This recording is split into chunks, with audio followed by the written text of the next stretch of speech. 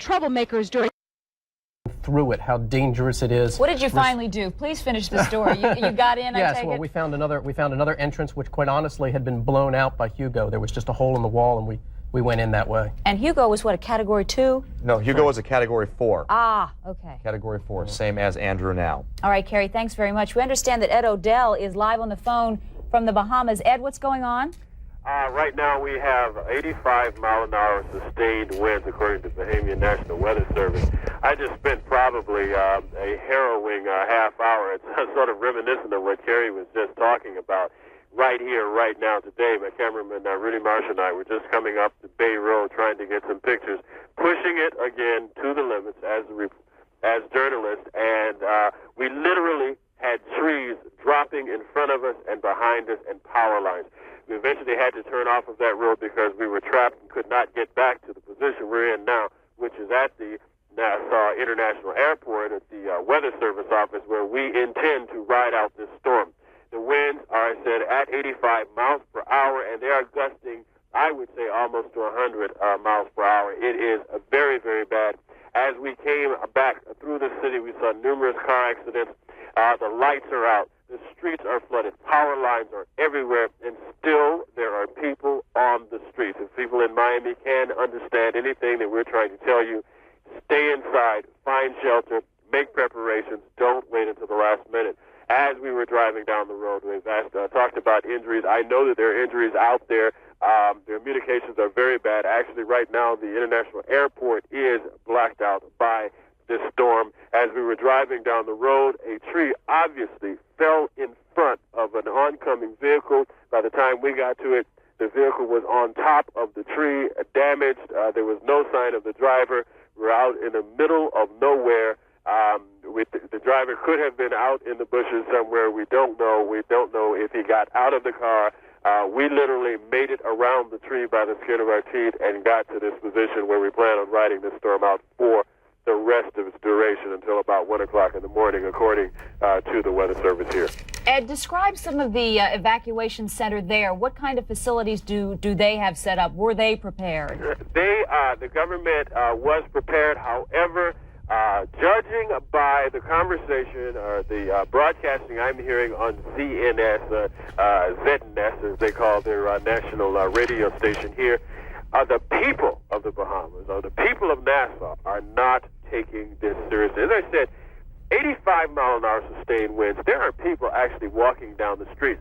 We went by the Red Cross office. They said they're using schools and government and other government facilities and churches. They have some beautiful churches here that have been here for decades, centuries even, and they're able to withstand it. However, at 7 o'clock tonight, when the storm was really just north of Nassau, there were very few people in them. In fact, they had a Haitian community here, and the people were actually standing around outside watching. We actually saw people outside as though they were having a party in 85-mile-an-hour sustained winds.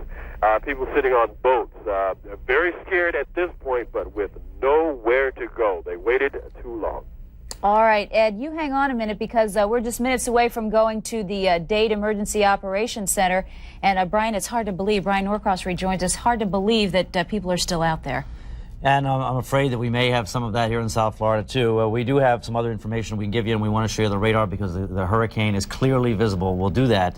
Let's go ahead and join Dade Emergency Operations Center now. Good evening, and welcome back to the Emergency Operations Center. My name is Virginia Sanchez. I've been with you most of the day. With me now is Mr. Vic Adams from Southern Bell, who will speak to you about our telephones, of course, and what the likelihood of us maintaining that service going. And also Mr. Major Richard Quinones from the Florida Army National Guard. But before we get to them, let me just tell you a couple things about our shelters at this point. Dunbar Elementary, located at 505 Northwest 20th Street, is at capacity. So please, if you're looking to go there, look for an alternative shelter at this point. Also, I've been told that Skyway Elementary at 4555 Northwest 202nd Terrace was reported earlier to be at capacity, but indeed that's not the case. So in other words, this is still open, and those of you who are interested in going there can still do so. In addition to that, Charles Drew Middle School at 1801 Northwest 60th Street is now at capacity. In addition, there were some questions earlier about the operations at Miami International Airport. We had reported earlier in the day that the airport remained open, and indeed that is still the case. However, I've just been told by Mr. Rick Elder, who's our director of the aviation department, that the FAA, which is the Federal Aviation Association, has stopped assigning gates as of 8 o'clock this evening, meaning that we're not there. At that time, no flights were scheduled to take off, or at least they were not scheduling flights as of 8. However, there's still a couple flights that are scheduled to leave from Miami that will do so, the last one being at 9:30. I'm also told there are plenty of taxi cabs at the airport. There were some questions whether airport cabs were still operating, and yes, they are there for those people who are still arriving and have a way to get to their destination. I'm also informed that we have operations crew at the airport, our own staff, aviation staff, who will continue to keep us informed, and if indeed it comes to shutting down the airport entirely, we will be notified of that immediately, and of course we will let you know as soon as we hear anything. At this time, I'd like to introduce Mr. Evans from Southern Bell. My name is Victor Evans from Southern Bell. At this time, most of the phone lines are operating normally. We would appreciate the public not making any unnecessary calls. We tend to tie the lines up. So if the call is not really necessary, we'd appreciate not use of the line at the time. Thank you. Yes, the governor of the state of Florida today authorized the emergency activation of approximately 1,500 National Guardsmen for local disaster and recovery support in the Southeast Florida area. Selected units will be reporting into the local area over the next 24 hours. Also in the Miami area, the 1st Battalion of the 124th Infantry Regiment has been activated, and we request all members to report in immediately. That's all I have. Are you in coordination with the Metro-Dade Police? Yes, we are. Can you repeat the units that you want to Once again, the unit, everybody should be... All right, just suffice to say that the National Guard is standing by. We had Governor Childs on, if you missed him earlier here, notifying us that the National Guard is standing by in Orlando. Tony Segreto is joining us now. Welcome to our You know marathon. what? When I was growing up, watching Bob Weaver cover Donna and Betsy, little did I ever think that I'd be sitting in this chair with you talking about what we're about to talk about. I can be as grateful as I can absolutely be that Bob Weaver was here overnight last night. As a matter of fact, he did a wonderful, wonderful job and a wealth of experience. Now, we have on the Miami radar Hurricane Andrew. These are compelling photos. Full eye, because if there was any doubt, this is what we're seeing. Right there, you see it in the lower part of your screen. Maybe we should bring that thing up full here, but we're going to try and put this up frequently just so you can absolutely prove to yourself, demonstrate to anybody that you can call to the television set that Hurricane Andrew is bearing down on us. The hole in the donut you see over there, all you can see is the A and the S of NAS there, where Nassau is. Clearly the eye of the storm. As a matter of fact, before we lose Ed Odell, while we have this up there, Ed, can you still hear me? Yeah, I hear you, Brian. Okay, we're seeing that the eye is passing you by now. I suspect you have winds in there from the southwest by now. Is that right? Yeah, it's coming in from the southwest, and it's blowing at a pretty good clip. The closer that eye gets to directly north of Nassau, it is really, really clipping. Reported before at 85 mile an hour per wind. That was according to the Weather Service. I think it has picked up at least 5 knots now, and gusting, as I said, over 100 knots. Well, we have a little good news for you. We can see on the radar that the eye has passed you by, so now you're going to deal with the backside of it, but that, as our viewers here look at it, the green, dark green band is the intense part of it, and that is actually just clipping the island right now. But you should be on the downhill swing of this thing.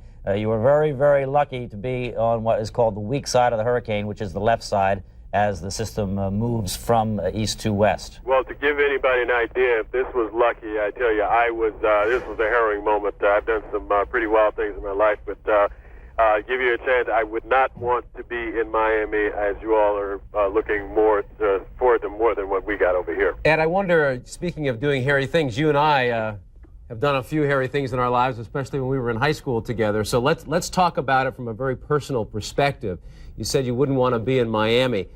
What was the feeling like for you as you anticipated the storm, and now that you're in it, seeing the devastation, and also, as we heard earlier when you were talking to Kelly, how some of the people still did not heed the message, and they were outside waiting for the storm to come? Well, I'll tell you this, Tony, and I'll be candid with you. I came over here expecting to do a hurricane, and I've lived through hurricanes before as a kid, back when we were in high school together at Archbishop Curley. We've gone through these things, and we came over, Rudy Marshall and I came over, and today, as we got in the car about 3 o'clock and left the hotel, knowing that we were going out to await the storm to get as much video as we could, I looked at Rudy Marshall and said, 150 miles an hour. Brother, this is no joke. I'm worried. Well, and luckily the eye passed just to the north of you. Ed, do you have any idea how you're going to get back and when things are going to operate over there again? Well, at this point, everything from what I can tell is pretty blacked out over here.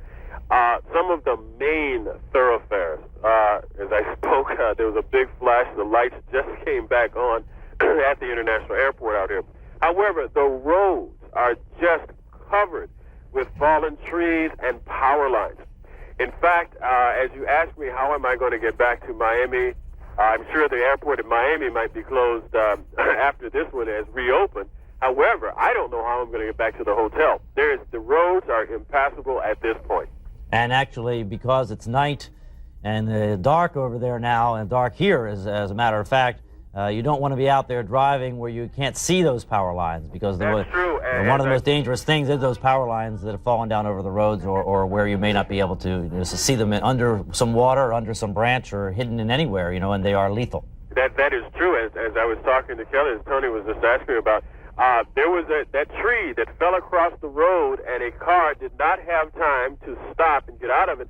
The car was literally on top of this huge tree. It's hanging up there in the air, all bent out of shape. As I said, I don't know where the driver was. We were trapped behind that. It took us it took me 5 or 10 minutes to gather the courage and to think that I knew what I was doing, to drive under and around that tree, knowing full well that there could have been a power line hidden behind it. Edwin, Kerry Sanders just talked about that last hurricane that he covered. He quite candidly told us he almost died. At what point do you, as a reporter out there, say, okay, enough is enough, now I need to take care of myself before I do anything else? Well, I'll tell you quite candidly, and I'm a little bit concerned about it, but I won't be ashamed of it. As we were passing by that car, I looked at Rudy and I said, maybe we should check to see if there's a driver in there.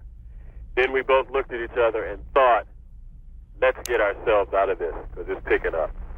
At that point, we knew that as the winds were picking up and becoming sustained at 85 miles an hour, that another tree, another power line, we had seen so many down, we decided, let's get inside somewhere where we can be substantially safe. All right, Ed, I'll tell you what, I think maybe we need to move on here to our situation here. You certainly stay safe there, and my recommendation would be that you stay exactly where you are until there is daylight there where you can see what the threat is. And maybe even by tomorrow afternoon that we'll have some flights going from the Bahamas back here, depending on what the condition of our airport is here by that time. So we'll certainly check back in with you, and if anything develops, please try and get back in contact with us, and thank you very much. We'll do it, and you guys, good luck on your end. Keep safe, Edwin. All right, thank you very much. Let me ask you this, Brian, I'll interrupt you just for a second. As we have seen other hurricanes before, when they've come up this route, if they've come over the Cuba coast and they'd hit the mountains, they'd slow down, dissipate a little bit, and the punch wouldn't be as strong. Now, because realizing, of course, the Bahamas terrain totally different. There is no terrain to speak of. Exactly. Will it slow down at all? Will it lose some of its punch as it crosses land before it hits us? And now I realize it has to go through the Gulf Stream again. It has to go through the Gulf Stream again, and the Bahamas are going to have absolutely no effect. Any change in the strength of the storm will be part of the natural progression of the storm due to the atmospheric conditions. Storms don't necessarily just build and stay until they run into land. All kinds of other things, as we've seen out in the middle of the Atlantic, affect the storm. As a matter of fact, a hurricane, especially a very intense hurricane like this, has what we call a double eye wall. We were talking about it earlier, that the last hurricane that we saw with that was Gilbert, the Category 5 hurricane in the Caribbean, and this one we were seeing a double eye wall. And as those two eye walls form, the inside one takes over and then the outside one takes over. The inside, there's a pulsing of the storm. So indeed, we have, let's go ahead and take a look, first of all, on the radar, and then we'll go to the latest advisory and the coordinates and all, just to relocate this. There you see you can see some movement already from the last time we looked at right. The system is moving along at a good clip here. Interesting that we can see all the way around the eye now. If you look, you'll see a band of thunderstorms all the way around the eye. That is the inside eye wall. That wider band, I suspect, is the outside eye wall, and there's this sort of pulsing of the system as it comes in. That kind of broken band you see out in front there is going to be our first very heavy squall line, in spite of the fact we had a pretty good little squall go through earlier, especially, I guess, in parts of Broward County and up north. We had some of it here, too. But the next one, I think you can see, is a stronger-looking squall line.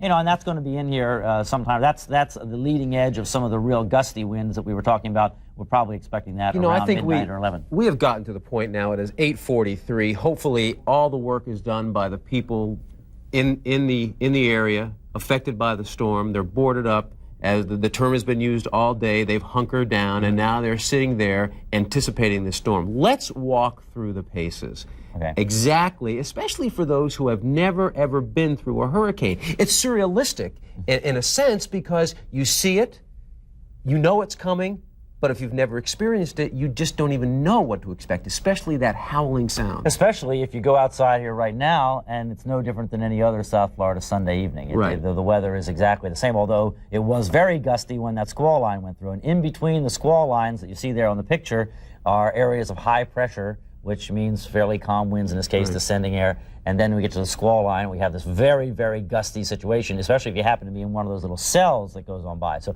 first of all, we're going to be in a situation where the next squall line to come through is going to be stronger than the last one that went through.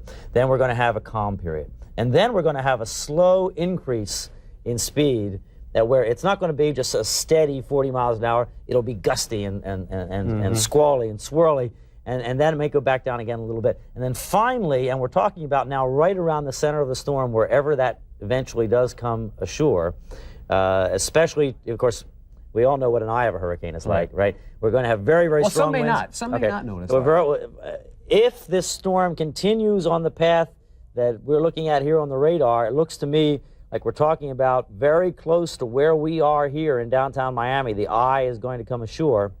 And when that comes ashore, and we anticipate that about 6:30 or 7 o'clock in the morning, the winds are going to go absolutely, completely calm, and we'll probably see the sun through that eye, unless the circulation actually gets disrupted enough that it clouds over the eye, and sometimes that does happen. And let's not get lulled into security here, because there's not going to have any question, I don't think, because first of all, it's a very small eye. It's not like hurricanes with a big 9 miles. 9 miles across. It's not like hurricanes with a real big eye, where you can't see the other side of the storm. In this case, we're going to see those dark clouds on the horizon, and then it will go by, and abruptly the winds will pick up. I can tell you that in the 1926 hurricane here in Miami, more people were killed by going out in the storm during the eye, and the meteorologist in charge here at the Federal Building in Miami was a man named William Gray, went running out into the street, screaming up and down Flagler Street, telling people to get back inside. Well, unfortunately, a lot of people had gone over to Miami Beach to see what had happened. And, of course, it was total devastation. And they were caught on the causeway. They were caught on the beach when the wind went abruptly up, because the storm is going to increase slowly in strength up to that eye, drop off quickly, and then on the other side of the eye at that eye wall, go back up just as quickly, and sometimes with even more intensity, and then fall off slowly after that. Now, but just for a minute, because we're going to go to Susan Wallace live at Carroll City High School. Susan, can you hear us? Yeah, Tony, I hope you hear me. We are at the shelter of record up here in northwest and northeast parts of Dade County, and you can see lots of people just kind of hanging out, waiting for the weather to turn.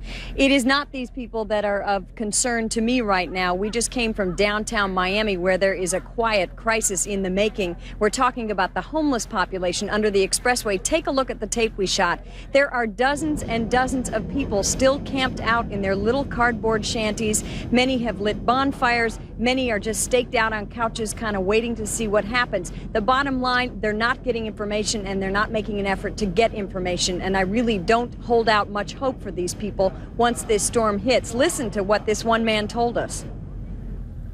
It don't seem like nobody care about them. So we got people on the other side of the bridge over here. They stand on the place of no shelter or no nothing.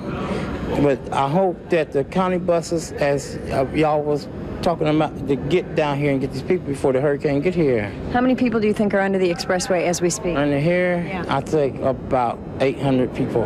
800 under the expressway? Under here, all the way through. You got two sides. And what are these people going to do? Are they planning on getting themselves out? Or is anybody talking about walking somewhere? They don't know nothing. They don't know where to go. They don't know where to go. The Miami Rescue Mission is full. The Camilla House is full. And the Salvation Army on Southwest is full, because I was over there and I checked. But in the meantime, these people are sitting. Should they not be moving or walking, or you know what I mean? What they need to get out of here. That's what they need. Yeah. The bottom line, under that bridge, there is so much misinformation floating around. One man came up to us and said, oh, you guys are so full of baloney because the storm is only 40 miles an hour. Another guy said, you know, we hear it's a 9-mile storm across and it's only going to last 20 minutes.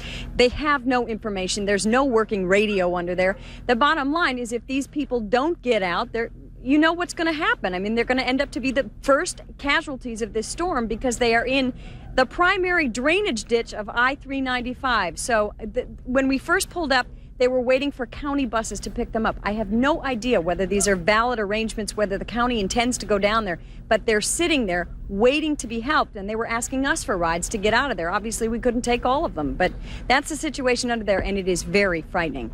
Susan, we are in the process of trying to find out if there is something we can do. In fact, Brian just talked with the control room to see if we can get any word from the county. Were you able to at least tell them the severity of this storm? You said that they were getting misinformation. I realize 800 people, it's a lot, and I was as shocked to hear it as I saw your reaction talking to that gentleman. Yeah. But were you able to get word to them just to how severe the storm is?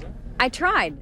I tried to verify some of the information that Brian's been talking about all day. The fact that this storm is up to 150 miles an hour, and the fact, I was trying to get them to equate that to hanging their head out of a car going that fast. I kept saying, you won't survive this, and everybody just looked at me like, okay, so what else is new? The bottom line is that these people either have no way out or have no way of getting information, and we tried to reiterate, I would have opened up the back seat of the car had we any room to get these people out of there. But that's the second clump of individuals I found in downtown Miami, just kind of standing around waiting for a county bus. And I don't know, you guys can tell me and update this if it's true. I don't know that the county has arrangements to pick these people up. Well, we don't either, Susan. We don't either. In fact, Right. We're working to get in touch with Marianne, whoever we have Right. now out at Dade County Emergency Management to see. Let me tell you one more thing. One of the guys was telling me that if nothing else, they're going to start breaking windows and getting into buildings in downtown. That's how desperate the situation is. But these people, keep in mind, they are only 6 blocks from the Miami Police Department, yet nobody's under that bridge with them. No county officials, city officials, nobody. And there's not a light on in the place. But once this storm moves in, I don't want to go back there. I just dread the thought.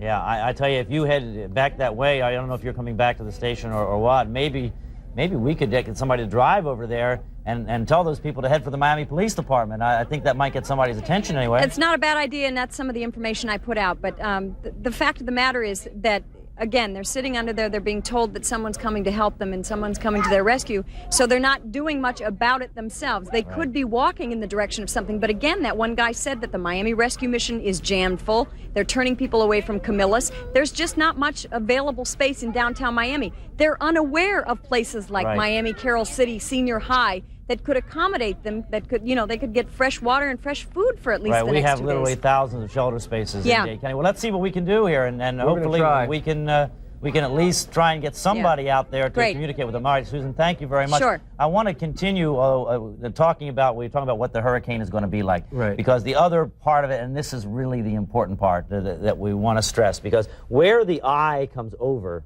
is not the worst part. The worst part of the storm is displaced north.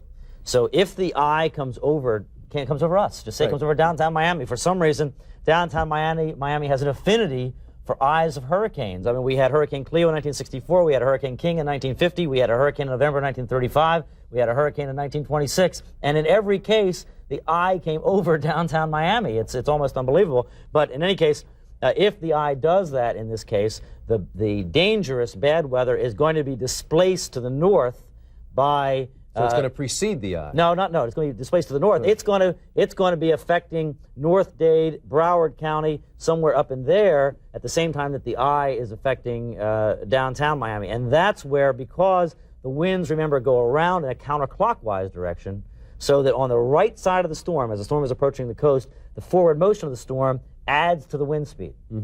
And so you get, say if the storm is right now at 145 miles per hour, if it's moving about 15, you've got the equivalent of 160 miles per hour on that side of the storm. Where on the other side of the storm, you subtract.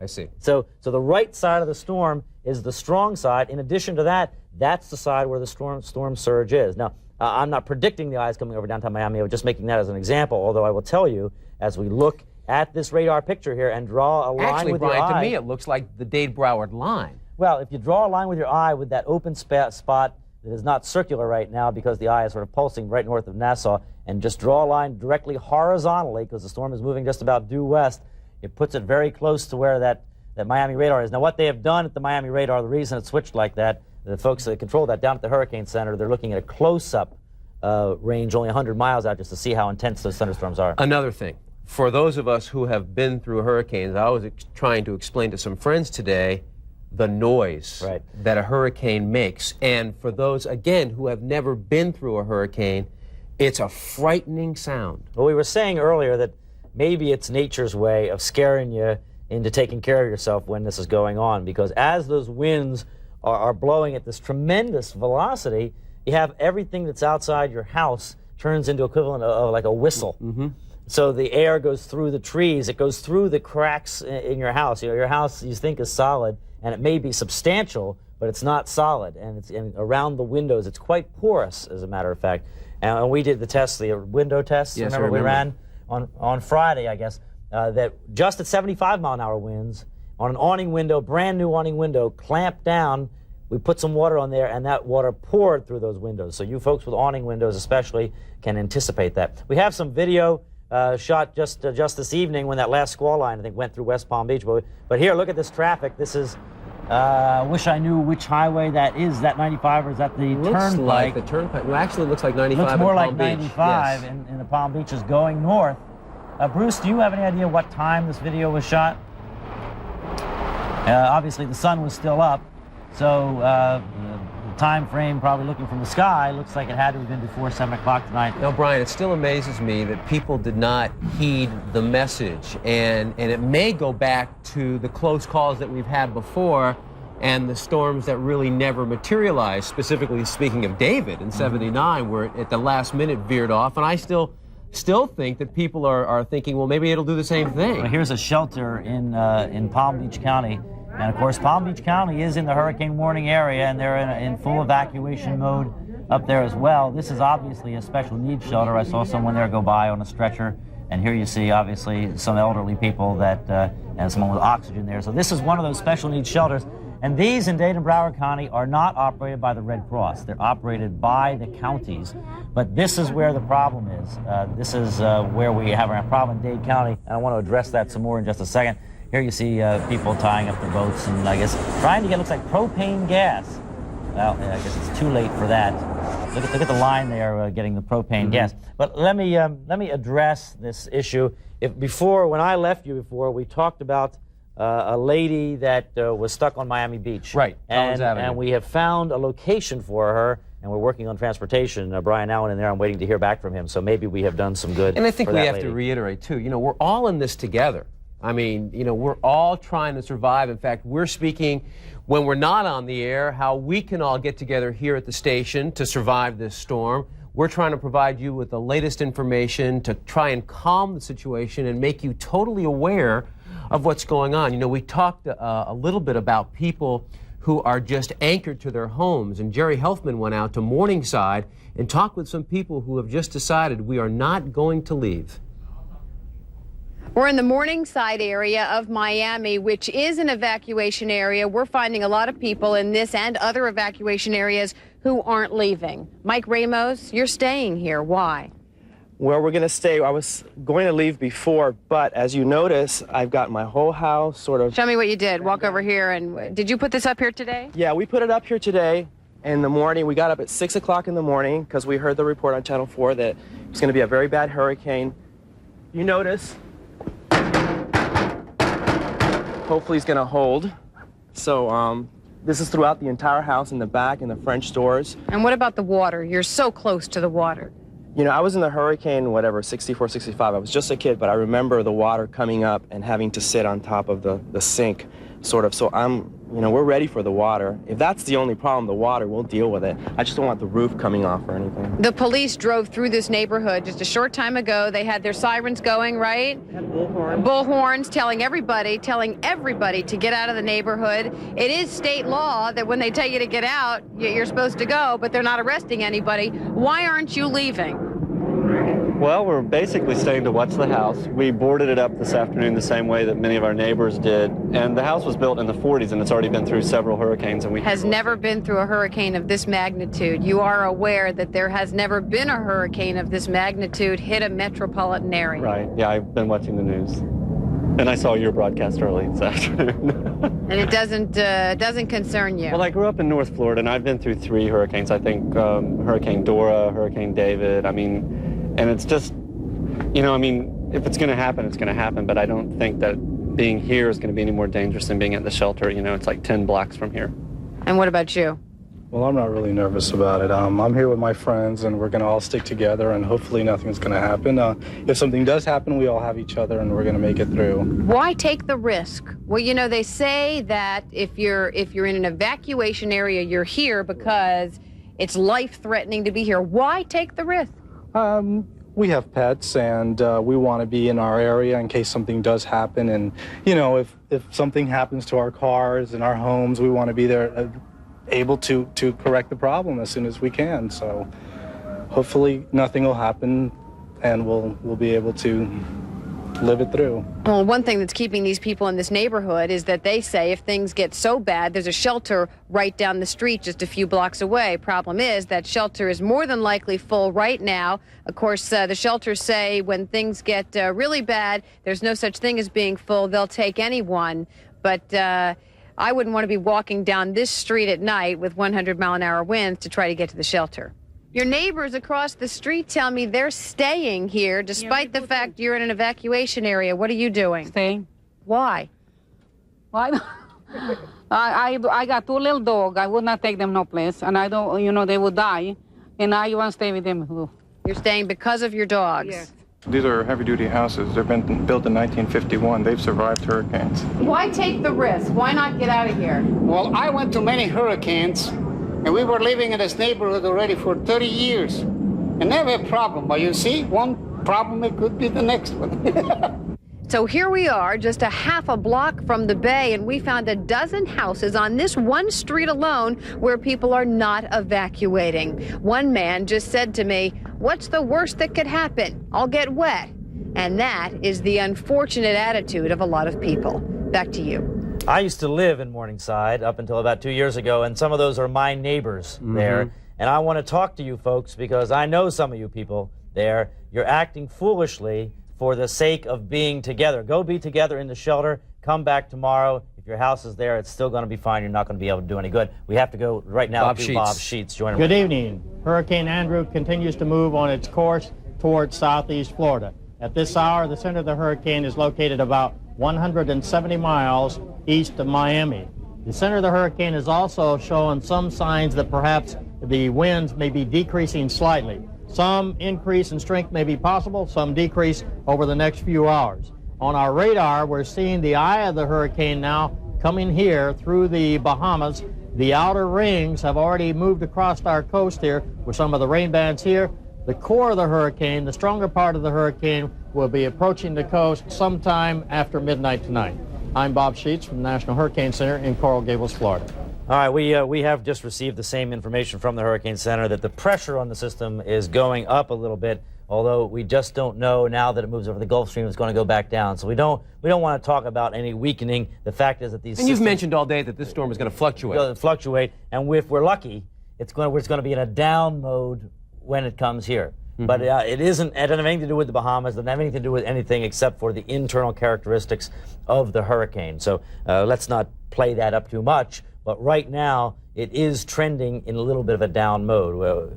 It's not going to make any difference in the fact of what you should do. But we pass that along in our effort to pass along a little bit of good news. And we have a little more good news. We do have a little bit of good news. We have just been informed that 4 county buses will go to the downtown area where Susan Wallace just spoke with those 800, talked with a couple of people, the homeless people underneath the expressway, 800 total. We have been told 4 county buses will go and pick these people up and take them to South Miami Senior High School. Now, add to that, there will be a psychologist there to greet these 800 people to try and help them in any way that they possibly can. But again, the homeless people underneath the eye, right here in downtown Miami, 800 total, as that one man told Susan Wallace just a few minutes ago that you saw right here, will be picked up by 4 county buses, and then they will be shipped to South Miami Senior High, to that shelter. So that certainly is good news. Can we resolve a question? We're getting a lot of calls. We continue to get calls on this issue.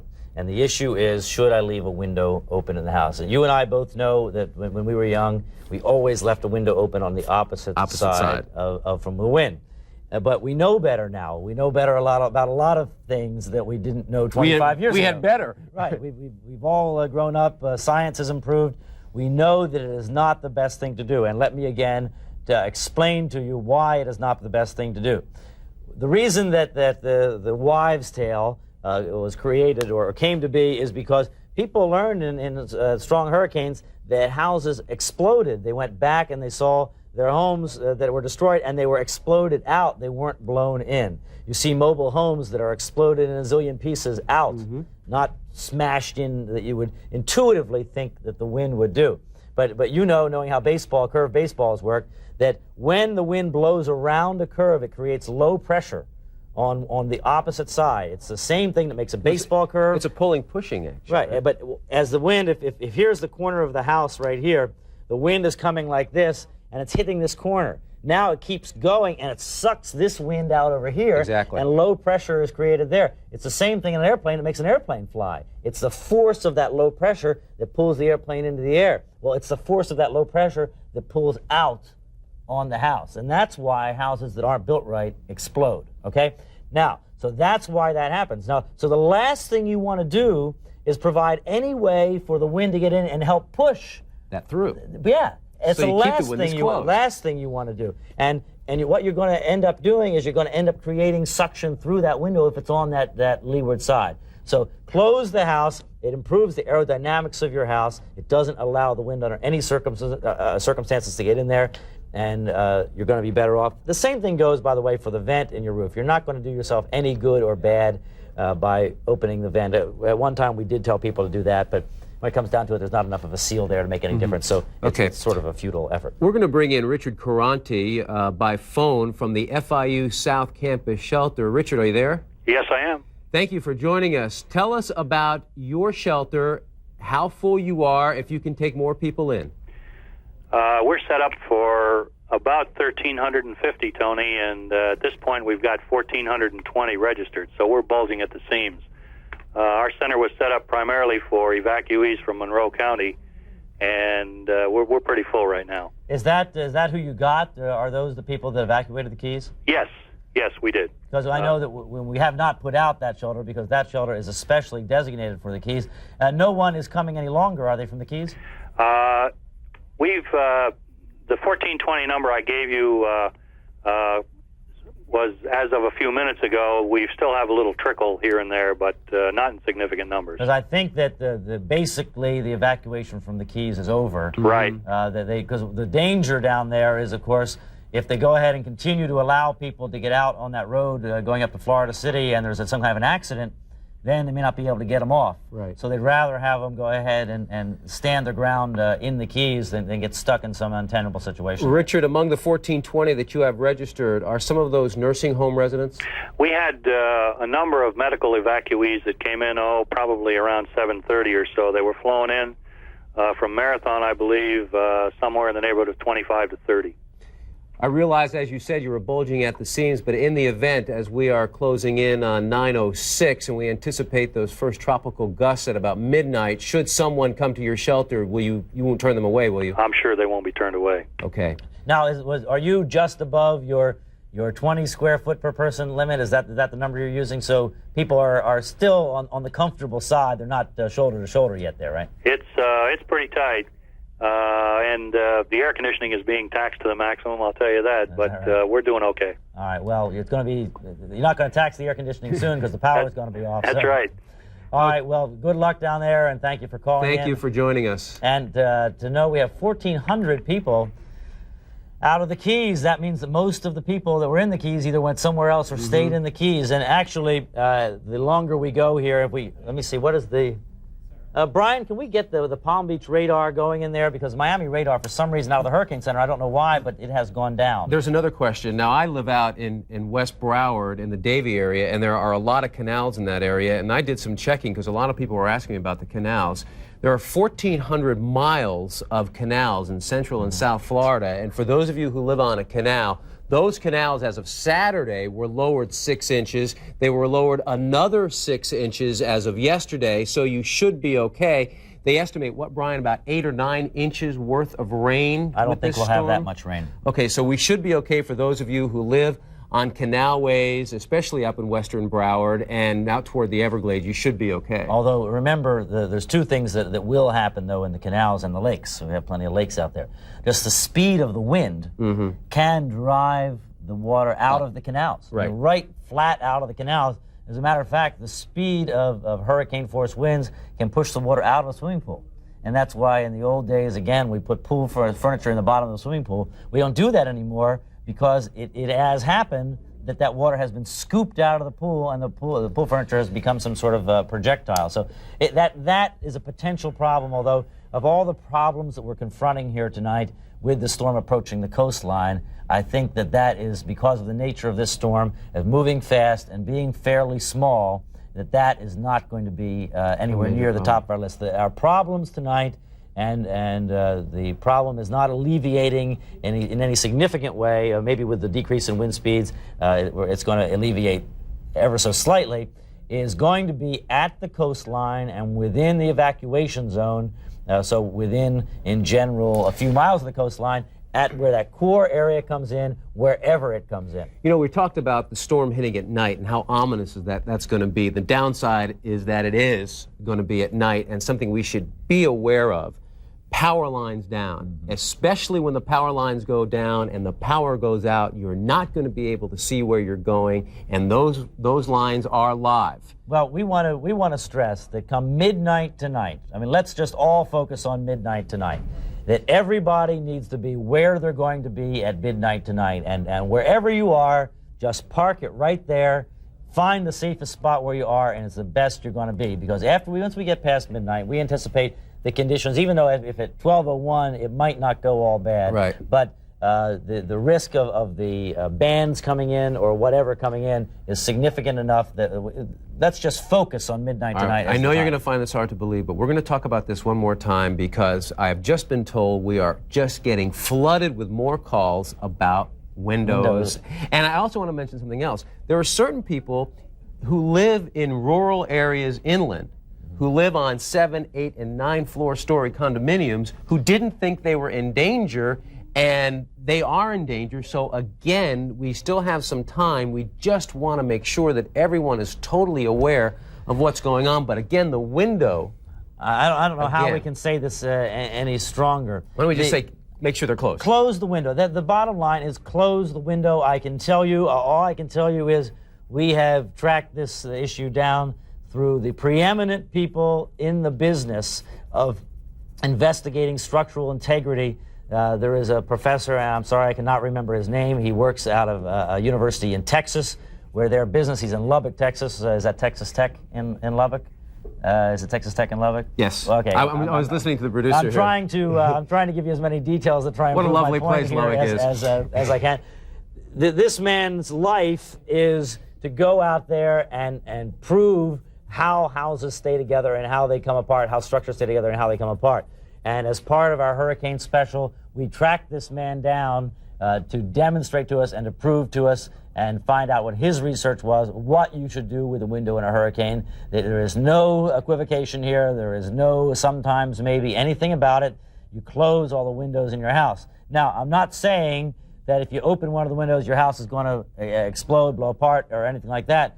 All I'm telling you is that the scientists say that you are better off by closing all the windows. And I think we can leave it at that. We can't say that anymore. We can't say it anymore, but I'll tell you what we'll do. We'll continue to reinforce this for you. For those of you who have just joined us again, we are just going to be on 24 hours. Again, you can hear us on simulcast on Y100. That's 100.7 on your FM dial. And just stick with us. We are going to stay on the air as long as we possibly can with this storm. Now, let's go out to Marianne Murciano at the Emergency Operations Center. Marianne, how are things going out there for you? Hi, Tony. Hi, Brian. Well, we reported a little while ago, Susan Wallace, and you did also, Tony, that there were 800 people in the mud flats, 395, with nowhere to go. And then you reported that there were buses, 4 buses on their way to pick them up right now. That is correct. Those buses are going to fit about 300 of them in there.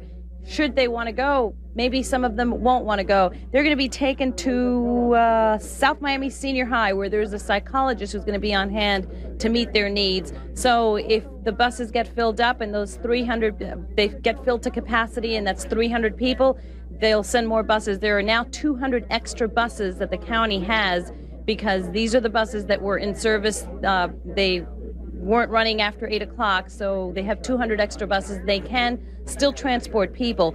I've also got some more information. When the winds get rough and it is no longer safe to be outdoors, you won't be getting any response from Metro-Dade police, so they're asking you to be really careful and try to stay indoors and try to avoid any kind of trouble, because they will not be able to respond when the winds get really rough.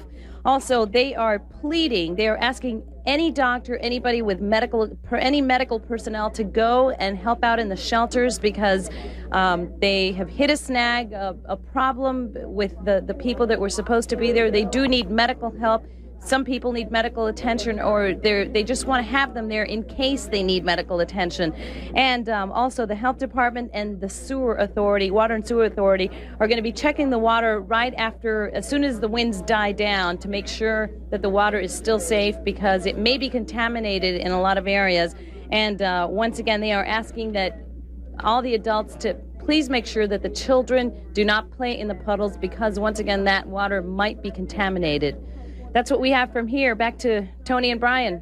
Okay, Marianne, again, you said there were going to be 200 additional buses to help people get to shelters? Yes, as of 8 o'clock, when the regular Sunday scheduled Metro bus service ended at 8 o'clock, there are now 200 additional buses that are going to be transporting people to and from, well, 2 shelters, actually, 2 shelters, No doubt. and wherever else they need to go. No doubt this is where we're getting the buses to help the homeless people. Now, city manager Cesar Odio, turns out, I don't know whether we had anything to do with this or not, but was down just a few minutes ago, down talking to the homeless people to try and motivate them and tell them what's coming up, and this is what he had to do. Well, I made my mind up. There's no way that the city can allow these people to stay here in harm's way.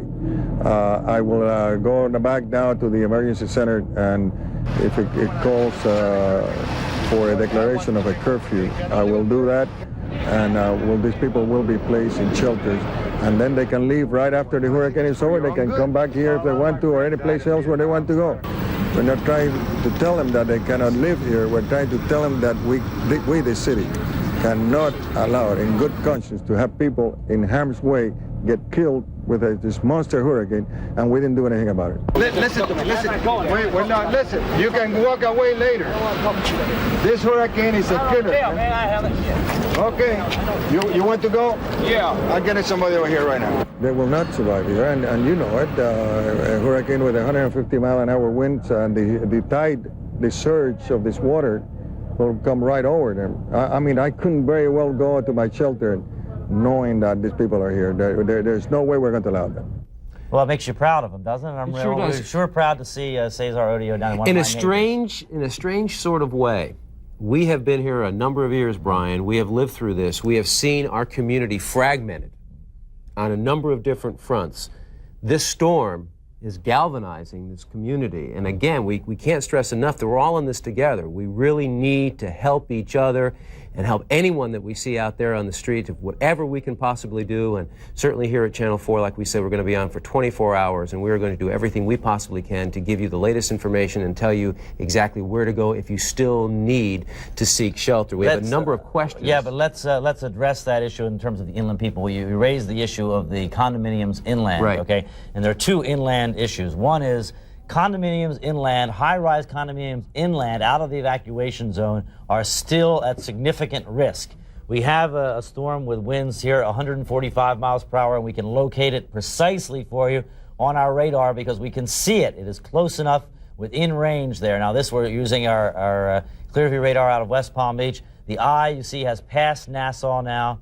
It's staying right on line, coming due west here. Those yellow areas in the bands you see are the very intense part of the storm in the solid green area. There's bands of energy there, and that's where the strong part of the storm is. Now, the point I want to make is the wind speed that we give out, the 145 miles per hour, is at the surface. Right, surface. And the surface of the earth, the friction slows down the wind. As soon as you get above the surface, you don't have that anymore, and you've got to add 15 or 20% to the wind as you go up 20 floors. So you're talking about a Category 5 hurricane, automatically any significant number of floors up in a condominium. And the condominium, I don't care if you have shutters. Yesterday we were talking about a Category 2 hurricane, and shutters in a condominium, I would have said, okay. But even then you would have been tentative. Even in intense, I would have been tentative. I would have said, get out of your condominium during the intense part of the storm and maybe come back. But in this case, the winds at the level of the condominiums are going to significantly exceed the capability of the shutters. So there's no reason to stay at that level. There's no reason for you to go to a shelter either in most cases, because most condominiums are going to have a location that is going to be as safe as a shelter or as safe, or reasonably safe. Now I say most because we can't speak for every single building. We just don't know about that. But often they're exercise rooms. Often they're hallways on the second floor. If it's an evacuation zone, flooding is not a threat. So you can go way down where the wind speed is going to be lower. Also a misnomer about being inland. Well, let's get away from the windows. Right. Okay. You suspect because you're inland that you're not going to receive the brunt of the storm. But it's going to be insignificantly less. Again, exactly. There's two things that are going to happen. First of all, along the coast, indeed, the winds will probably be strongest. But as we've said, time after time, it's not the strong winds that break the windows that destroy homes. Okay, it's not the strong winds. It's the debris in the wind. Projectiles. It's the projectiles. It's little bits of anything. There is no way you could go clean up your entire neighborhood. There is no way. It's impossible for you to get everything out of your neighborhood that the wind is going to pick up.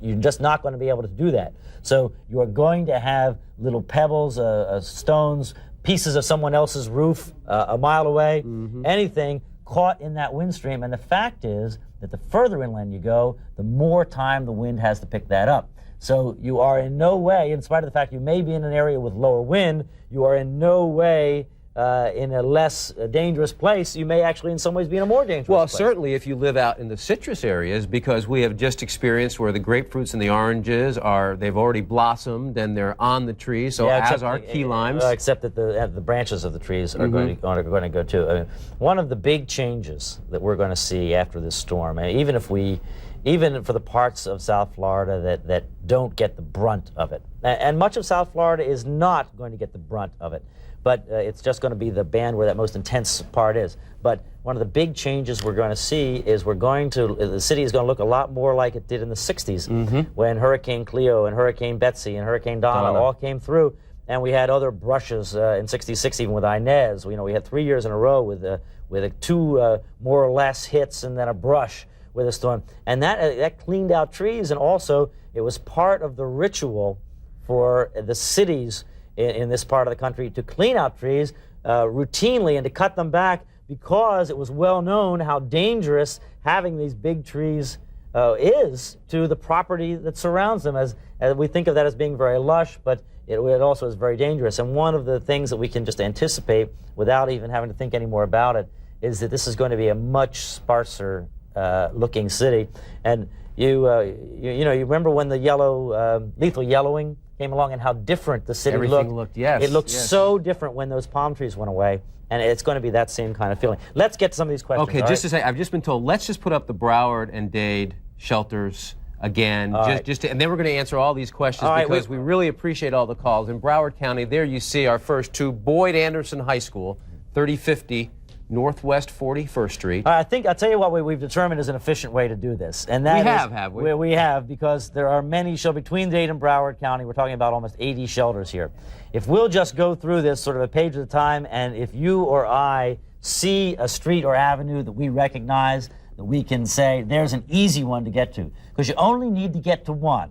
And it doesn't make any difference which one you get to. We had somebody on the air saying, my shelter is just down the road. That's not their shelter. Every shelter is everybody's, okay? So you still have this plenty is of not time. done by diocese here. Right. This is done where if you can get there, Exactly. get safe. For instance, there's Coral Springs High School on Sample Road. Everybody in North Broward knows where Sample Road is. You get on Sample Road, you travel out to the 72second Avenue out there, and you're going to be at Coral Springs High School, and you're going to be in a safe place. And again, if you ask someone, I'm sure someone will tell you how to get there. Deerfield Beach High, Dillard High. Well, and Deerfield Beach High, that's close in. That's only 9 blocks west there. So that's only 910 west. So you folks up in Deerfield Beach and up in Pompano Beach along the coast, there is no reason for you not to go over right now to Deerfield Beach High School. And even if it's a little bit crowded, there is absolutely no reason for you not to do that right now. Ely High, Hallandale High, which again is easy to get to off of 9th Avenue. And as Brian said, if you're near the area and it's by your evacuation, get to the shelter immediately. It is now 9:23. And we're talking about, for most people in Hallandale, we're talking about a 5-minute ride. Exactly. We're not talking about hunting around all over the western part of Broward County here. We're talking about a 5-minute ride. Hollywood Hills on Sterling Road. Couldn't be easier to find. Everybody knows where Sterling Road is. Get on Sterling Road, head west, and you'll run into Hollywood Hills Miramar High School as well. Easy to get to, 89th Avenue, a major thoroughfare in western Broward. Pasadena Lakes Elementary School, Pembroke Lakes Elementary School, Pembroke Pines and Taft Street. Taft Street, easy to get to, off of University Drive, off of the Turnpike, off of I-95. You cannot miss Taft Street. All right, Johnson Street's the same thing. Take any north-south thoroughfare, University Drive, and you're going to come to Johnson Street. It's a major Hollywood and Pembroke Pines. And once you're in the Street. Pembroke Pines area, just remember your presidents. Think back to your high school history. And if we can just go on through this here, just in case something catches your eye.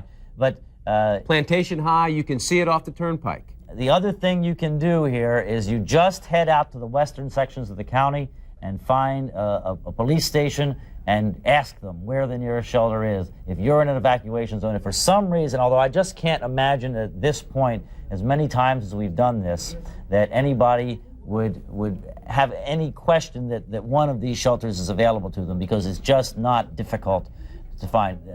What I think we're seeing here is that the people that are staying because they want to stay, because they're making a conscious, foolish decision to stay in the evacuation zone in the hope that they happen to be in the part of South Florida that doesn't bear the direct brunt of this. I mean, and that's all it can be. That's the only possible way that this can be thought of, that they're just trying to hope that I don't understand that kind of thinking. And again, it's better to be prepared in a situation such as this. We have seen this storm take on a mind of its own.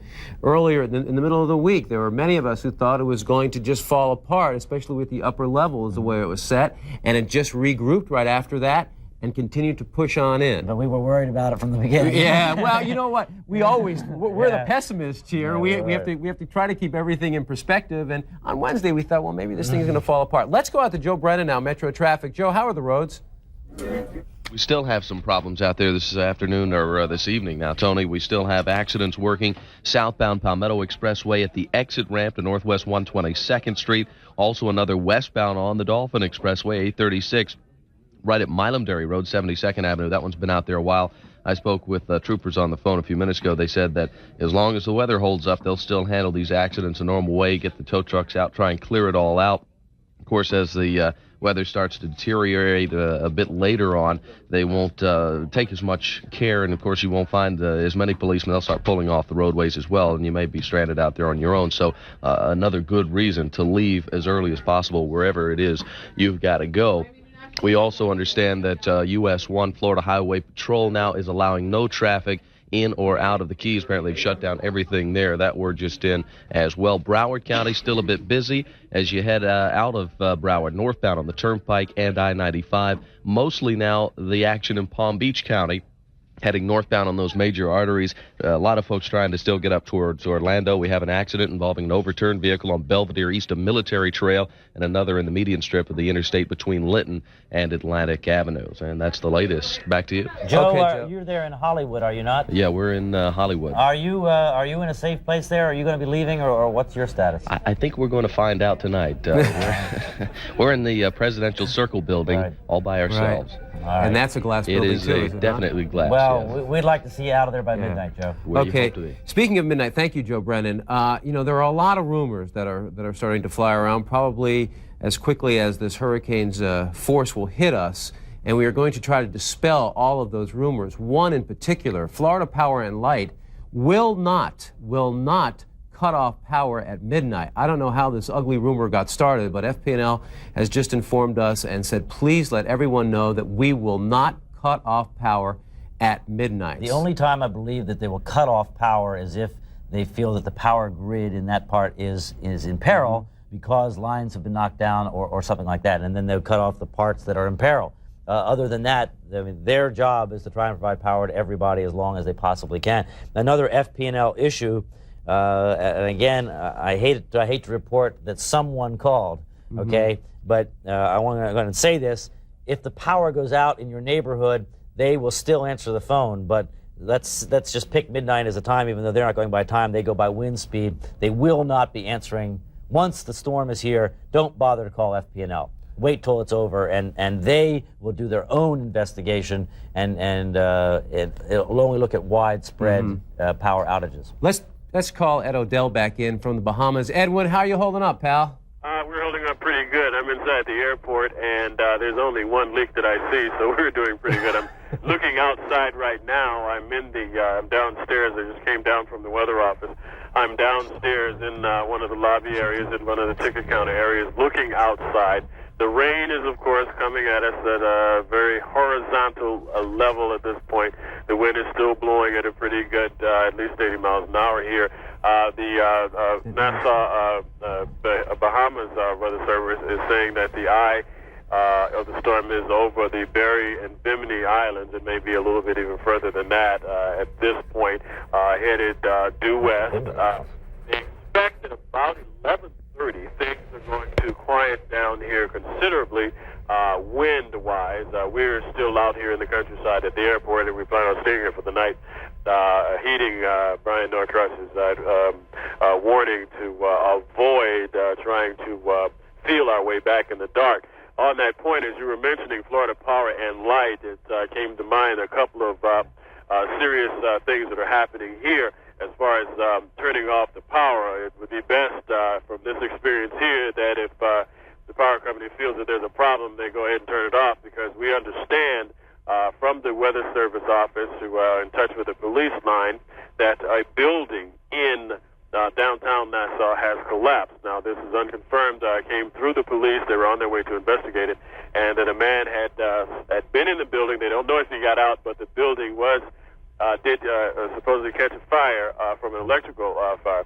And we're going to have to interrupt you just for a minute because we're going to go back to EOC. We're going to have a Red Cross official speak with us in probably, what do we have, about 6 seconds about here? 6 seconds. This is from Dade County now, so this is the latest from Dade County Emergency Operations Center. Hello, I'm Virginia Sanchez again, and again, welcome back to our 9:30 briefing from the Emergency Operations Center. With me is Mike Weston from the International Red Cross. He will bring us up to date on the latest shelter information and try to give us a count on the number of people that are actually have taken shelter so far. About an hour ago, I told you that Miami International Airport will be approximately shutting down around this time. Word is that we have not officially yet closed, but we expect to do that very shortly. I believe that we've had a flight from British Airways just take off a couple minutes ago, and as soon as we officially announce a closing, we will let you know about that. Mike, if you want to at this time talk about the shelters. Thank you. At the present time, we have 14 of our 48 shelters filled to capacity. That represents the sheltering of approximately upwards of 25,000 people. Our estimates are that perhaps another 15 to 20,000 are spread through the balance of our shelters. So some capacity still exists, but clearly this is the time to act. Those of you that are listening to this report and are considering and contemplating moving to a shelter, the time now is to act. Coming to the shelter, bring what you need to support your own needs for a good 24-hour period. We need to learn from the lessons from Hugo that we may be into a situation where some people may be in shelters not hours but days, and bring what you'll need to be able to stay in shelter for that period of time, because when you're there, you must await an official clearance in order to leave. I will run down the 14 shelters that are closed at this time. North Miami Beach High is full and located at 1247 Northeast 167th Street. Greek Orthodox Church, full. 12250 Northwest 2nd Avenue. Why don't we let's go ahead and leave that, because the fact of the matter is, in spite of the fact that those shelters are deemed closed, they're not closed, and if you arrive at that shelter, they will take care of you, or they will direct you as long as it's safe for you to go to another shelter. So I'd much rather see people go ahead and go to their nearest shelter than to go out trying to find something else they may not be familiar with. I understand that we actually have Bob Sheets on the line with us to give us an update. Can you hear us? Yes, I can hear you fine. All right, what's the latest information you can give us right now? Well, the good news is you see the eye of the hurricane seems to be filling right there, and so we seem to be going through one of those weakening cycles, maybe 10 to 20 miles per hour that we've talked about earlier as these eye walls contract and expand, and hopefully that 6 to 12 hour cycle will continue as we approach our coast. If that happens, maybe we can get this down to a Category 3 hurricane. Is this a lot of people just thinking good thoughts, Bob, or is well, this... it's certainly my wish, and hopefully that's the case, but the recon wind data we're getting is confirming that that's exactly what is happening there. So what does that mean, Dr. Sheets, in terms of that kind of lessening of wind force and strength? Can we expect that we're not going to have quite as significant damage, or what? Well, if we get it down to Category 3 instead of a Category 4, that means considerably less damage than the 4 would create. Now, we're going to be moving over the Gulf Stream here, the warm waters, and we may come through that upswing cycle again. These things go through these cycles. It may come through an upswing cycle again. All right, Bob, thank you very much. We'll check back with you. We're still looking at an arrival of the storm here, talking about the arrival of the center of the storm here around sunrise tomorrow, although the winds will be increasing after midnight tonight. Do you have something here? We have a tremendous number of questions that we really need to address. You were just talking about, folks a while back and what they should and should not be doing. And, of course, we want to warn viewers again not to go outside once the eye of the hurricane actually goes past. And you can explain why. And it's going to be a very small eye when this goes over, and most of South Florida will not ever see the eye. It's very hard for us to tell. Let me see. Do we have on the radar? Yes, our Miami radar is back functioning there. Let's take a look at that, and there is the eye of Hurricane Andrew. Clearly has gone past Nassau right now. Again, draw a line with your eye over from the eye of Andrew west there, and I think you can see that looks like it's going to come ashore right about where the radar is, and the radar is the National Hurricane Center in Coral Gables, where that sort of red blob is over there. So what that means is that the strongest part of the storm is going to be to the north of that, but what it means is just a small part of Dade County would encounter that calming effect of the eye. All of the rest of South Florida would have continuous bad weather. Now, only a fairly narrow band would have the devastatingly bad weather, but the rain, the wind, the squalls, and all that would continue everywhere else. Only where that little eye comes across is where the calm winds are. Give us a hypothetical here. Say, for instance, it stays on course and it comes directly at Miami, as you suggest, west. Mm-hmm. Miles on either side of that eye. What are people going to be looking at? The hurricane force winds extend out only about 30 miles to the north. So if it comes out at Miami, it's 30 miles, takes it just north of Fort Lauderdale. Okay? And within that band of wind, maybe 20 miles wide of that, or maybe even 15 in this small hurricane, is where the strong, strong winds are going to be. So, again, we're talking about hypothetically, the difference between it coming over downtown Miami and coming over Coral Gables is going to make a drastic difference in where that strong band of winds is going to be. It could make the difference between coming over Aventura and coming over Hollywood, or coming over Hallandale and coming over Fort Lauderdale. It could make that much difference, and that band that is so significant, where that band is, in terms of where the damage and where the storm surge is going to be. And I guess it's important to point out that's the reason that we tell you, you take the precautions, you heed all the warnings as if this thing is going to hit, right, with its full force right on top of you. Because we don't know where it's going to be. We don't know. And when you think about it, I know I heard somebody say, "Do you know how much money I went out and spent today?" You know? I mean, when you think about it in the overall scheme of things, I have a suggestion, by the way. I haven't said this yet, but I have a suggestion to you put a little positive spin in your mind on the food, the canned food, which I've gone out and bought every year because I'm supposed to. I mean, it'd be embarrassing if I didn't.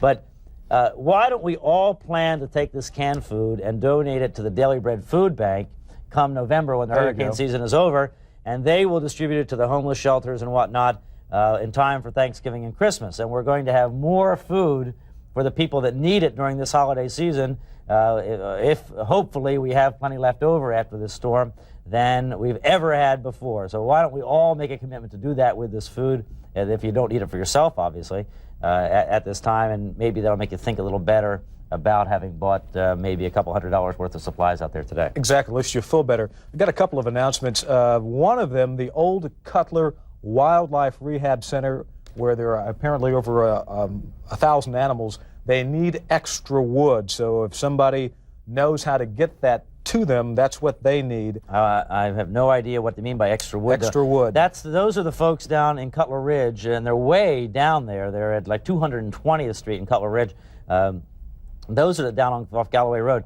They take in wounded little animals and wounded squirrels and possums, and they try and nurse them back to health and then release them back into the wild. It's a wonderful group of people down there, mostly volunteers that work very, very hard. It occurs to me, if in fact this information wasn't typed up correctly, because we're being handed all sorts of stuff, perhaps they need extra food, and this W does not belong. Well, maybe someone that knows the folks at the Old Cutler Wildlife Rehab Center down there could check with them and see if they can help them out. Somebody that's down in South Dade, although they are at 220th Street, they are in an evacuation zone.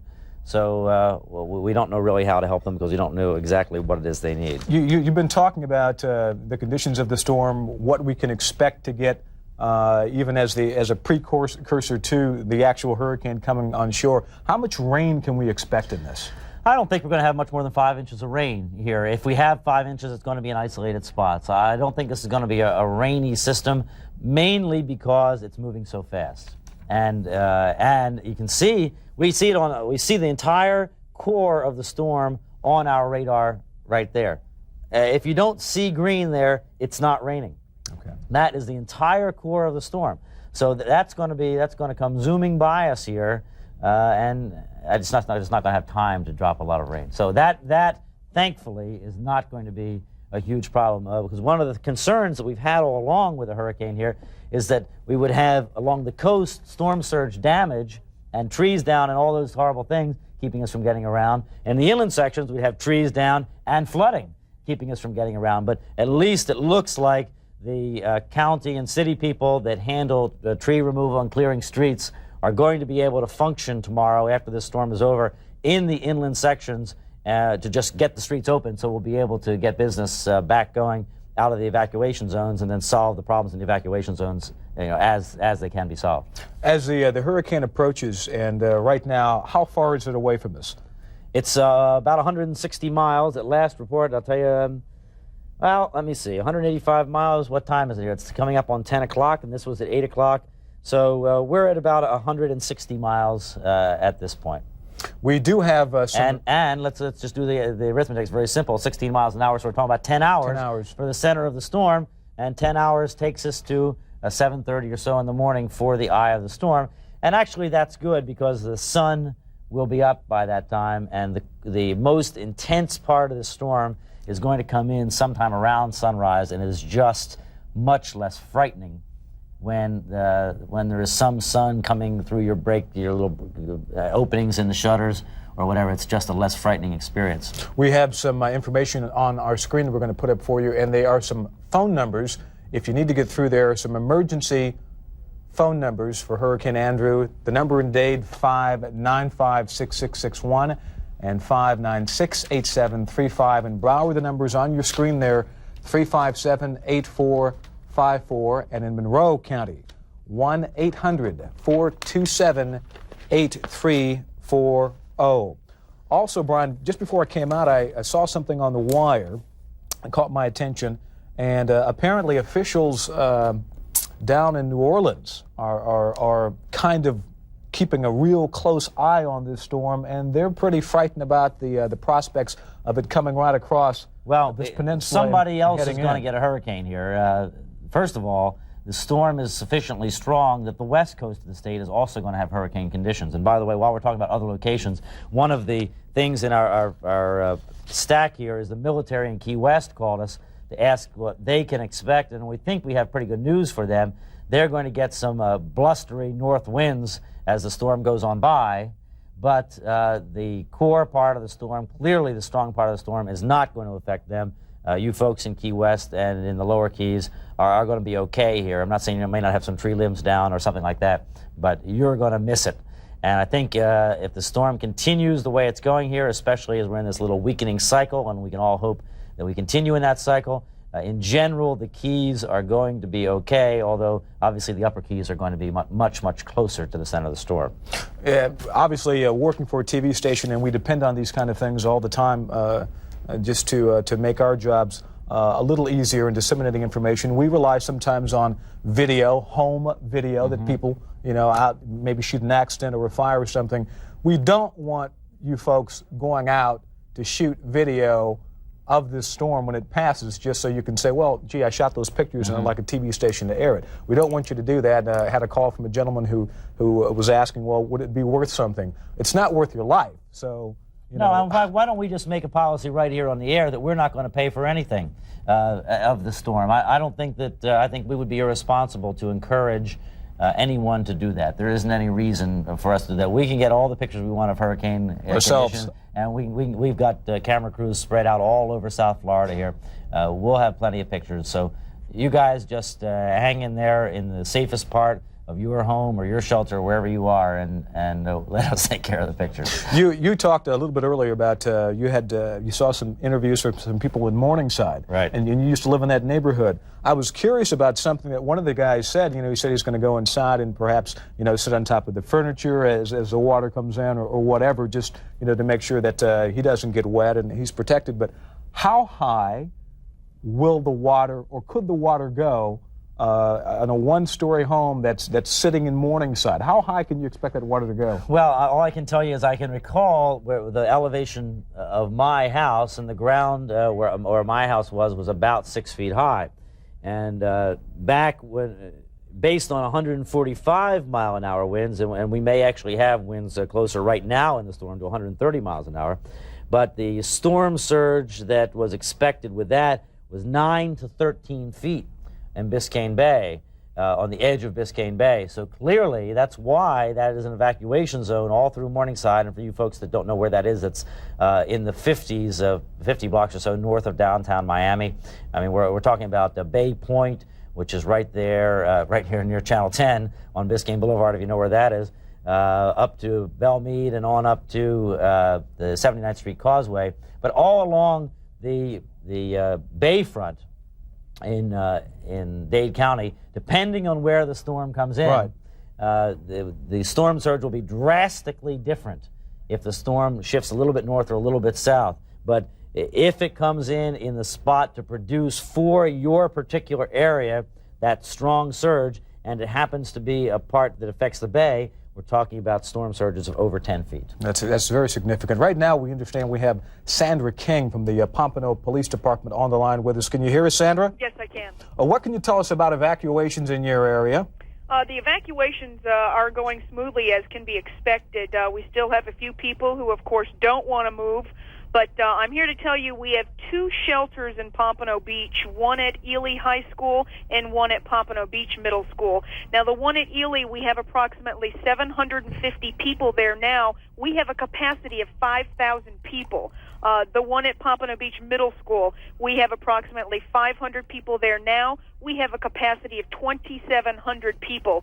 So we have plenty of room, and we welcome those who are in need of shelter at this time. And Ely High School, that's very close in, is it not, for people on the beach? I mean, maybe a 5 or 10 minute drive from Pompano Beach, from the beach area of Pompano Beach? Right. Ely High School is located at 1201 Northwest 6th Avenue. It's basically east of I-95 and north of Atlantic Boulevard. Pompano Beach Middle School is even a little further east. That's at 310 Northeast 6th Street, so that's also located pretty close to the beach. Sandra, let's talk about the police department, because as an official agency, obviously, you have men and women on the force who are out doing a job they have to do. Obviously, there are a lot of folks who don't want to be working in these conditions, but you have to. How are the officers on the street and at the station responding to this? Actually, we had our officers on alert last night, and all of them complied. They're all here. We've had roll calls, and how we have our city set up is that our officers have been assigned to about 30 police officers per fire station in Pompano Beach, so that they may be dispatched by radio or cellular phone anywhere in the city with little delay, because they're already set up all over the city rather than one central location. Sandra, what is the major concern of police officials in Pompano Beach with regard to after this storm hits? What's the major concern? Well, first of all, our main concern is we need those people who have been ordered to evacuate to take this very seriously and evacuate. We have, like I said, plenty of room at shelters. So the room is there. We just need people to evacuate as they have while there's still time to get out. And afterwards, after the storm comes in, the fear of looting, perhaps, are police gearing up for those kinds of things? Obviously, we have the National Guard standing by for such an event. How about the Pompano Police Department? Well, we're certainly geared up. We're ready for anything, and like I said, there's police all over the city mobilized. If there is any advice for business owners, after the storm, after their house is secured and they are safe, the best thing to do would be to go to your business, because certainly a deterrent for any of those who plan on looting, if there's someone in the business, they're not going to loot the store. If the store is empty and available, then maybe they might think of something like that. So we don't want any vigilantes out there. We don't want anyone taking the law in their hands.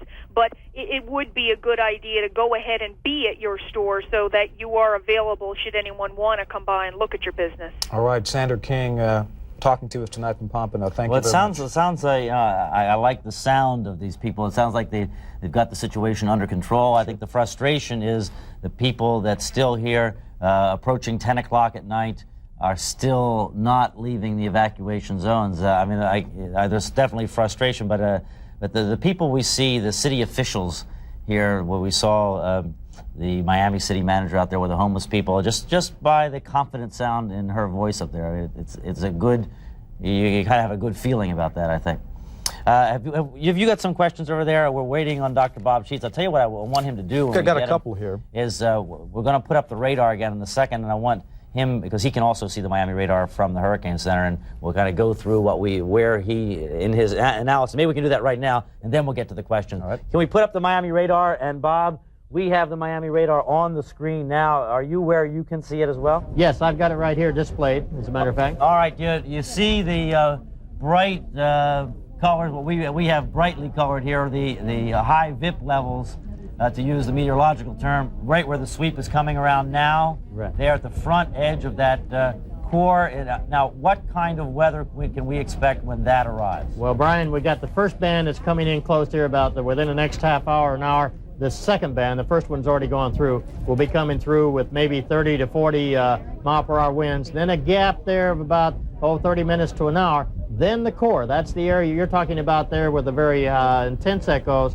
That's when we start getting into hurricane force winds, and then right on up to 100 mile per hour or greater around the eye. It's getting well defined on our radar there as it gets a little bit closer. All right, now can you estimate, based on your projection there, of how far away those hurricane force winds are, that core area, in terms of first of all in distance, and then we translate that to time? Probably about 1 or 2 o'clock in the morning we'll start seeing the hurricane force wind. Some of them will come up in the squalls and maybe get down to 50, but that gradual trend starting there about 1 or 2 o'clock in the morning. Now, is that a little earlier than we've been thinking? Because I've been thinking maybe tropical storm force winds about midnight, or is that just a symptom of the smallness of the storm? Right. The midnight is when we get the sustained tropical storm force winds, and then gusts getting up to near hurricane force, and then about 1 or 2 o'clock in the morning, we'll probably be up into the sustained 50 mile per hour winds with gusts up above hurricane force. Sustained hurricane force probably 3 or 4 in the morning. And we're still looking for the eye to pass based on the distances we're talking about here. Still around sunrise, or a little earlier now? About 7 o'clock in the morning, so 7 o'clock, maybe 8 for the center to be directly over. So anywhere between 6 and 8 p.m., 8 a.m. As we look at the live Miami radar here, and we draw a visual line from the radar site due east, it appears to us that the latitude there of the radar site is just very slightly north of the center of the eye. Is that where you position it? That's exactly where we have it, right on that course, almost due east of here, due east of Miami. How are you folks set up down there? I mean, are you feeling good about your location? I mean, I know that you are pretty secure up there, but as far as your ability to function? Well, I wish I was in Atlanta, if that's what you mean, but because we do have some potential problems here, and that's the reason we sent part of our forecasting team to Washington, and they are there ready to take over in case we have an impact here. We have not talked much about it at all, and we know that we're also expecting hurricane conditions over on the west coast of the state. But we just had, Tom just mentioned New Orleans. What's your just long-term thinking, just sort of a broad scope? Okay, first thing is, of course, here in South Florida, and finish that up. Southwest Florida, we need to make sure that the people over in Southwest Florida, Lee County, Collier County, the Naples, Fort Myers area, start preparing seriously for this hurricane. And then in 2 days, all of our guidance is indicating the hurricane will be out in the area in the Central Gulf just south of New Orleans, or maybe Louisiana into Texas in 2 to 3 days. Sort of reminiscent of Hurricane Betsy, isn't it? Very possibly. Betsy took a northward turn right into New Orleans. Our models right now say it may stay south of there. Okay.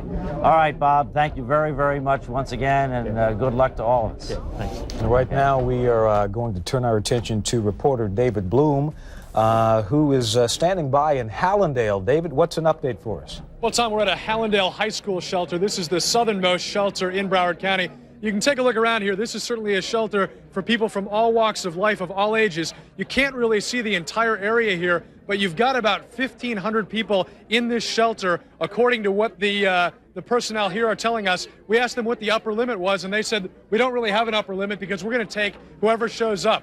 Hallandale Fire Rescue just told us that they think they've had a great deal of cooperation in this area, and they've got a lot of people here, which you can obviously see. Now, Sylvia, you're from North Miami Beach. Miami Beach. And you've been here for some time, right? We have been here since 1:30. And how are things going here? This seems like a pretty nice... They have been very nice to us. The police have been wonderful, and everything is going great. Are you worried at this point? I mean, the storm seems to be only a few hours away. Really, not that now that I'm here, I'm not worried. I was worried at home, but I'm not worried here. Do you have friends who stayed behind, or did everybody come? I hope they all got out of my building. Yeah. No, some of them went to the Miami Beach junior and senior high schools, but we couldn't complain about the way we've been treated here. Okay, I will say thank you very much, Sylvia. I will say this: some of the people who've been here for a while, tempers are getting a little bit on edge, especially with the fact that the storm isn't coming yet. Let's come back here, John, and talk to one other person. Carol, you're from where? Hollywood. And how long have you been here? About 2:30. And what do you? I see you listening to your radio here, and how are things going? Oh, fine. Just kind of waiting out to see what happens. Just wait and see what happens. How do you feel being here as compared to? I know that even when we drove into this neighborhood, I saw people east of here who are in an evacuation area who ought to be here but aren't. How do you feel about your friends who might have stayed behind? I really don't know. You were smart enough to come here. I think so. I'm sure I will. Absolutely, and if there's anybody in the Hallandale area, east of here in this evacuation area, you ought to be in here. There's plenty of room in this shelter, and certainly you can only see just a section of it here, Tom. This is kind of the adult area here. You can see some of the kids, although many of the kids have been moved off to another part of the gymnasium. And then you've got another section here, which we'll come back and show you later, for invalids. You can see this youngster right here. A lot of people in this shelter seeming to get along pretty well. Tom? David, are all of the people, most of the people that you have spoken with, bringing the kinds of things that they really need, not forgetting their medication, those kinds of things? Some of them in the rush to get here didn't bring just basic things like bedding and that sort of thing. But really, in the scheme of things, as far as they're concerned, it really doesn't make any difference because they're here, they're safe. This is a very expansive building, plenty of room for people. We obviously lost Dave Bloom's live signal there, and hopefully we'll get back to him a little bit later. But I hope we do get back to him because I wanted to ask him a question because Broward had asked for help. The Broward Red Cross had asked for help in the shelters, and it would be nice to know if how they made out with that and if they still need it. So if we can get David back, let's at least ask him that question and see where they stand on that. In the meantime, let's take some of your questions that we've been getting into the newsroom. Here's one, and it's: should the flue of the fireplace in your home be kept open or closed during a hurricane? Should the flue? That's a good question. It is. Well, that's a new one. Question. See, we hadn't had a chance to think about that. I, at the top of my head, cannot think of any reason why you would do one thing or the other, but I guess I would be inclined under the heading of make your house as unified, a secure entity as possible to close the flue, just make your house as solid an entity to the wind as possible. We understand we have Dave Bloom back with us. Perhaps you can ask that question. David, you with us? Tom, I can barely hear you, but I'll give it a try. Okay, David, Broward County had been asking for help in the shelters, both medical help and help with people to come and just help administer in the shelters. How is that one set up there? Okay, do you get me?